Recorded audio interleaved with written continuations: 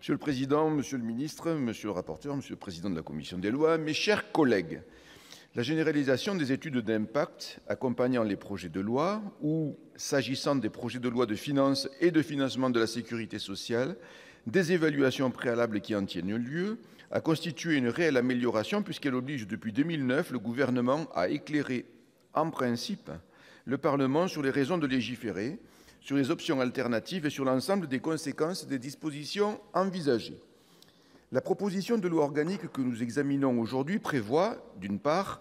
que les études d'impact des projets de loi doivent comporter une évaluation qualitative de l'impact des dispositions envisagées au regard des nouveaux indicateurs de richesse et, d'autre part, que les évaluations devant figurer dans les études d'impact doivent être réalisées par des organismes publics indépendants et pluralistes auxquels les assemblées parlementaires pourraient adjoindre des personnalités qualifiées. L'examen de ce texte renvoie au débat sur l'utilité et sur la qualité des études d'impact, alors que le gouvernement, conformément à l'annonce du président de la République le 3 juillet 2017 devant le Parlement réuni en congrès, élabore un projet de révision constitutionnelle dont la discussion pourra être l'occasion d'évoquer précisément la question de la qualité des études d'impact. Il vient d'en être question. L'obligation de joindre au projet de loi, dès leur transmission au Conseil d'État, puis lors de leur dépôt sur le bureau de l'une ou l'autre des deux assemblées, une étude d'impact comportant une série d'informations et d'évaluations, a été instaurée depuis la loi organique du 15 avril 2009.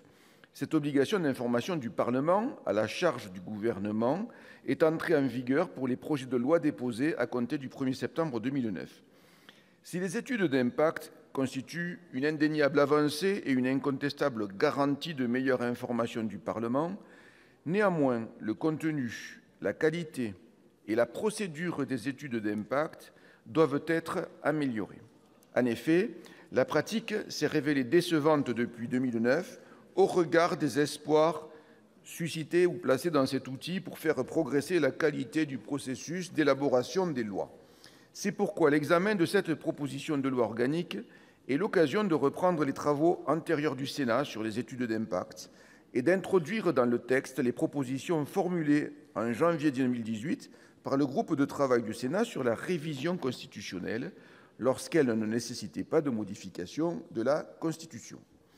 Je me réjouis donc que la commission des lois, à l'initiative du rapporteur, ait relevé, à l'unanimité, le niveau d'exigence des études d'impact des projets de loi par l'adoption de 7 amendements. Ainsi, en complément des évaluations réalisées par le gouvernement, les études d'impact devraient comporter des évaluations réalisées par des organismes indépendants afin de renforcer l'objectivité de l'information du Parlement sur les conséquences des projets de loi. Les études d'impact devraient aussi comporter une évaluation des moyens nécessaires à la mise en œuvre des projets de loi par l'État et les administrations publiques, d'un point de vue à la fois humain, budgétaire et informatique, ainsi que des délais nécessaires à leur mise en œuvre. En outre, elles devraient spécifiquement évaluer les coûts induits par les projets de loi pour les collectivités territoriales et pour les entreprises, ainsi que l'apport des projets de loi en matière de simplification. Elle devrait également préciser, dans l'hypothèse où la création de nouvelles normes est envisagée, les normes qu'il est proposé d'abroger en contrepartie. Les avis rendus par le Conseil national d'évaluation des normes devraient ainsi y être joints. Enfin, en matière de procédure, la conférence des présidents de la première assemblée saisie devrait disposer